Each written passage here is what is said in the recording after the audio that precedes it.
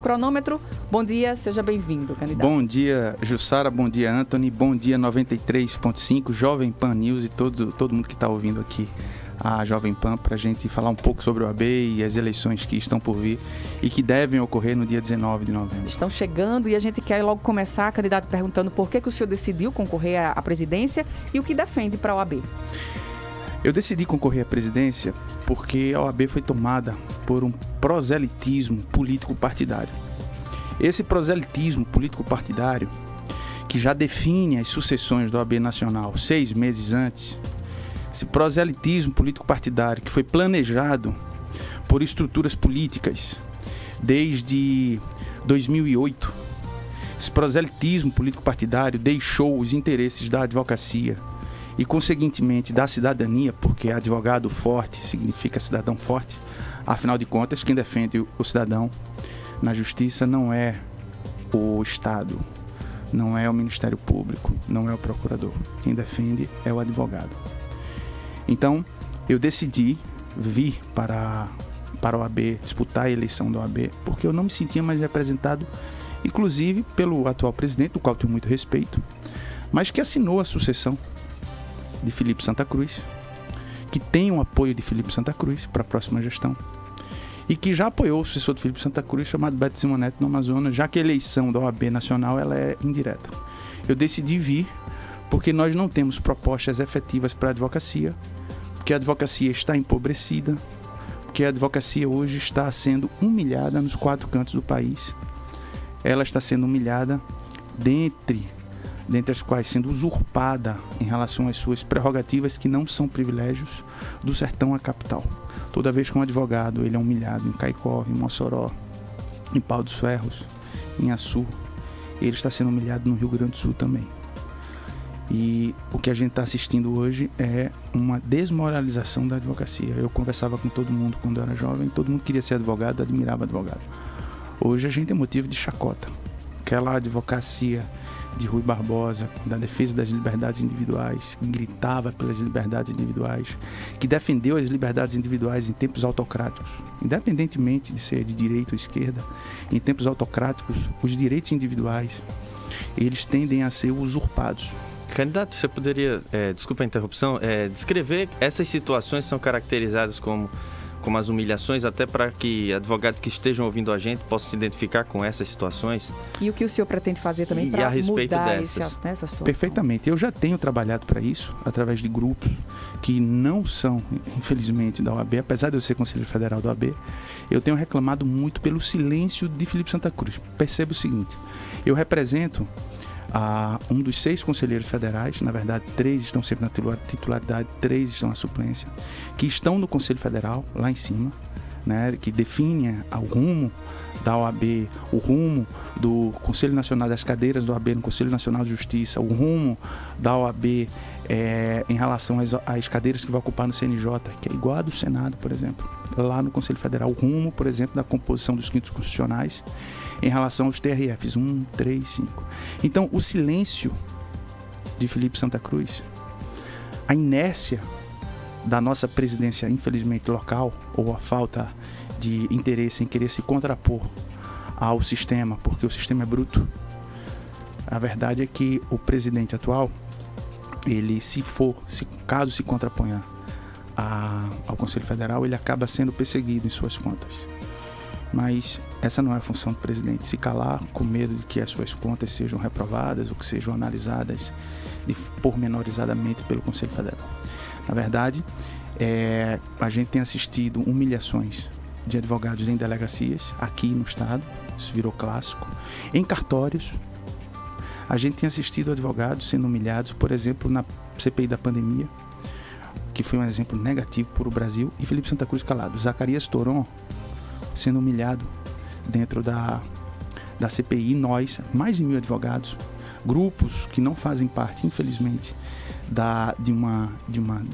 como conselheiros da OAB, se manifestaram, mais de 1.000 advogados. A Jovem Pan News Nacional, inclusive, demonstrou, a CNN mostrou as nossas notas de repúdio que foram feitas nacionalmente, grupo de advogados, mais de 1.000 advogados.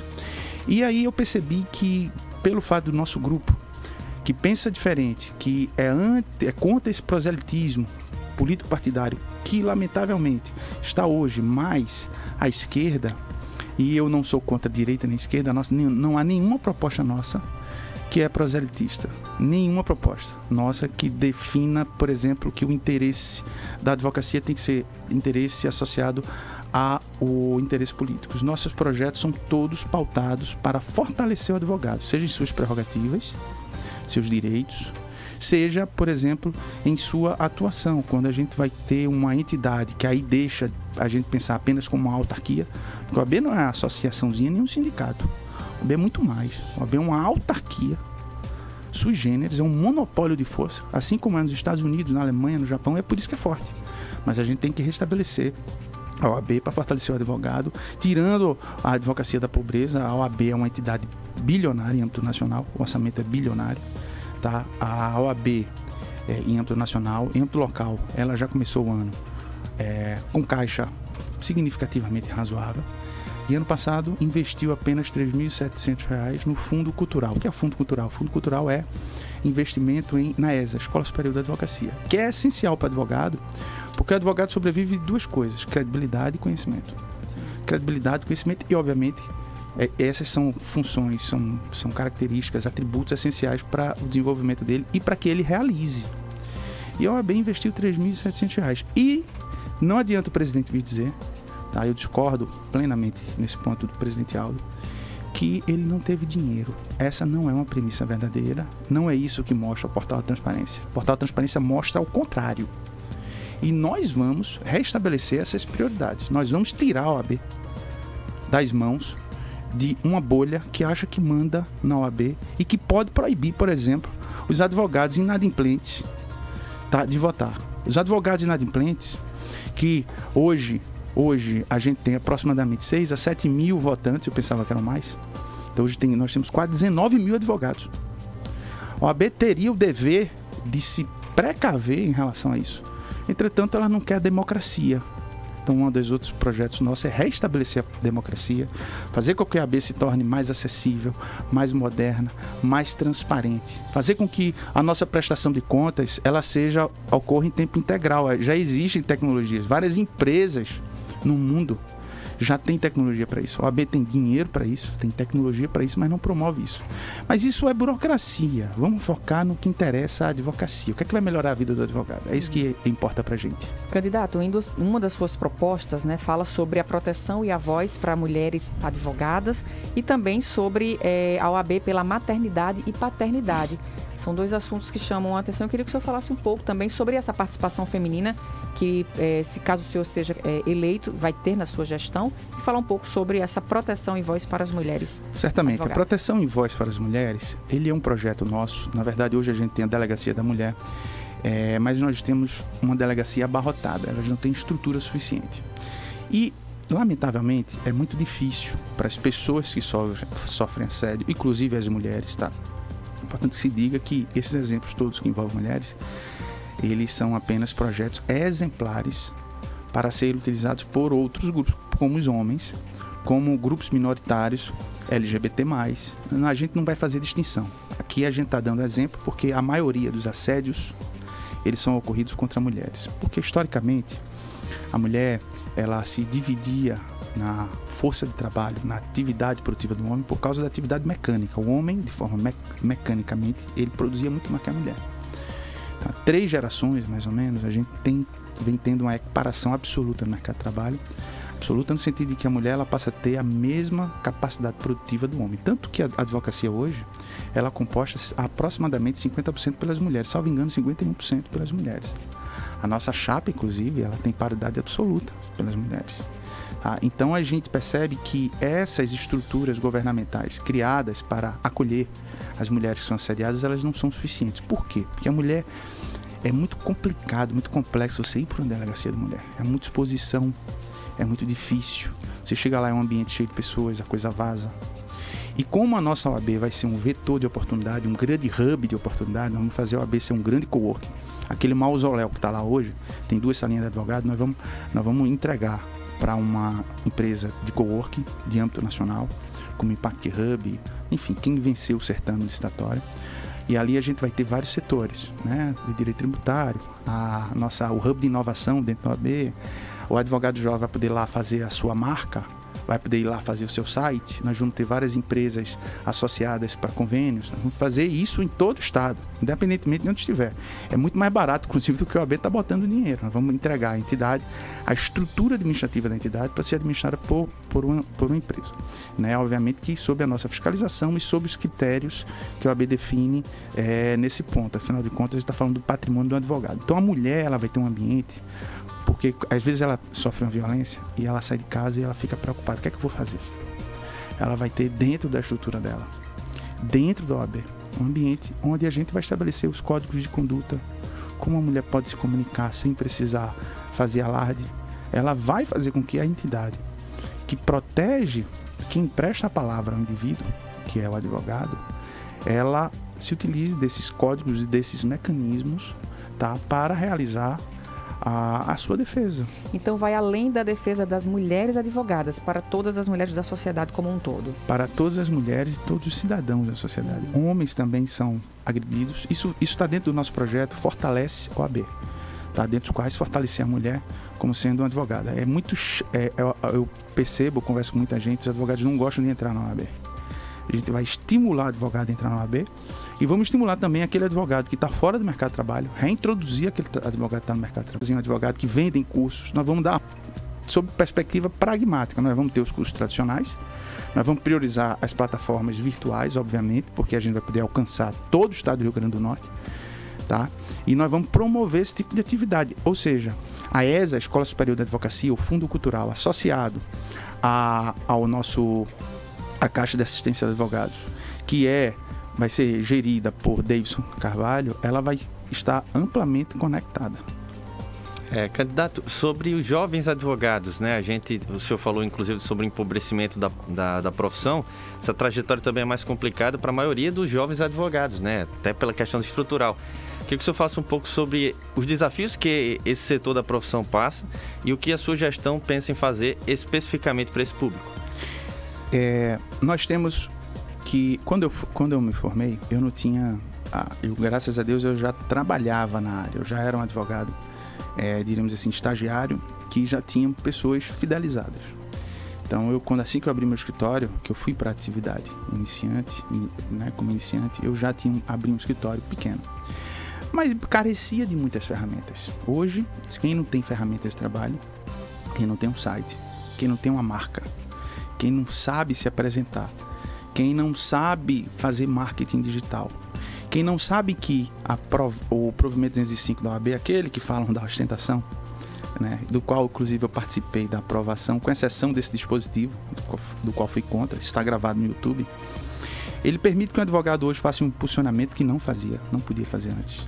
Hoje, seja, se um grande escritório que tem um monopólio lá de capital, ele fizer um evento sobre direito civil, ou se tiver um evento jurídico de direito civil, e um jovem advogado tiver uma tese boa, ou uma decisão boa, né, cuja tese possa ser difundida, cujo conteúdo possa ser difundido, ele vai poder fazer um impulsionamento. Lá em São Paulo, por exemplo, gastando R$10, naquele raio de onde está ocorrendo o evento, né, num raio de 10 metros, 20 metros, 30 metros, naquele dia e naquela hora.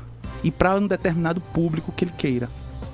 Então, hoje o advogado pode fazer impulsionamento, né? O advogado, assim que formar, ele vai ter uma mão amiga, que vai ser o OAB, para que direcione, ajude ele a ele seguir na profissão de forma feliz. Inclusive, é importante que se diga, um dos nossos projetos, além de baixar a anuidade, é trazer uma anuidade que reverte, tá? Anuidade que reverte, que chamam de anuidade zero em Pernambuco. A gente vai ser o que Goiás lançou como anuidade bumerangue, né? O advogado jovem, ele vai ter um ano onde ele vai poder utilizar 100% da anuidade dele em serviços conveniados com a OAB. Então ele vai poder utilizar 100% de serviços relacionados, por exemplo, a um tratamento médico, a telemedicina, até serviços diretamente relacionados à sua atividade. Obviamente que a gente quer que ele hoje foque no curso de marketing digital, como ganhar dinheiro na área previdenciária, como executar os seus honorários. A gente tem, dentro do nosso projeto, a gente divide 4 pilares.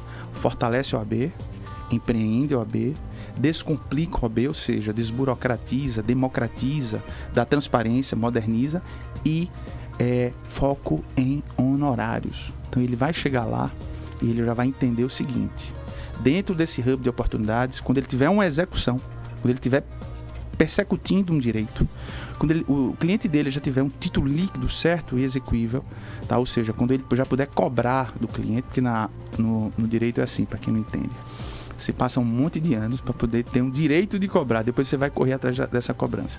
E aí a gente criou vai criar uma OAB, vai ser esse hub, onde todos os advogados vão poder inscrever esses créditos, não só os advogados como as partes, tá? Para a gente fornecer aos fundos. Sim. E antes da gente chegar para a pergunta final, né, Jussara, só enxergar como o senhor, com essas propostas tão bem definidas, enxerga a possibilidade de ter esse controle da OAB diante de um cenário político que o senhor classificou de uma forma não tão positiva. Tem como fazer um trabalho individual aqui no Estado contra o papel político da OAB aqui no Nacional? Já aproveito para justamente juntar com a minha pergunta, que é justamente sobre essa importância do papel político da OAB, né, que é uma instituição que defende a sociedade, como o senhor trouxe também logo no início. Eu vou responder por 2 partes. Sim, primeiro, Antony, a sua pergunta é muito boa. Por que pode ser feito isso? Porque a OAB, apesar de fazer parte de uma conjuntura nacional, nós temos independência.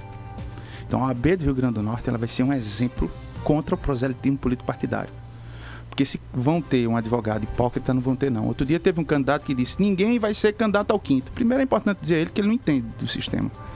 Né? Nenhum advogado pode ser candidato ao 5º. Ninguém faz parte do conselho. A pessoa tem que sair do conselho para poder fazer parte do 5º. Então, demagogia não vai ter comigo.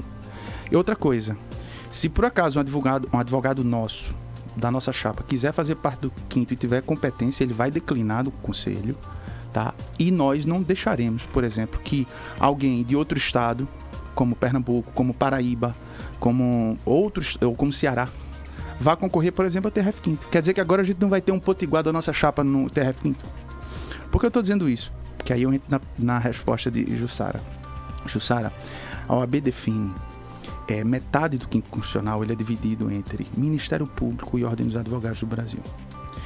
O poder é tão grande que, se você for analisar, além disso a gente tem a tradição, a gente vai até o STJ, mas tem a tradição de advogados também no STF, como por exemplo Alexandre de Moraes, como por exemplo o ministro Dias Toffoli. Por isso que lá em 2008 eles perceberam que essa esfera de poder era importante e eles estavam trabalhando. O Senado, toda vez que vão definir a cadeira do Senado, é uma confusão para definir quem senta na cadeira do CNJ. Veja, o Senado é um poder constituído através do voto direto do povo. A OAB é um voto indireto e a gente tem 2 cadeiras no CNJ. Então, a importância da OAB é muito elevada.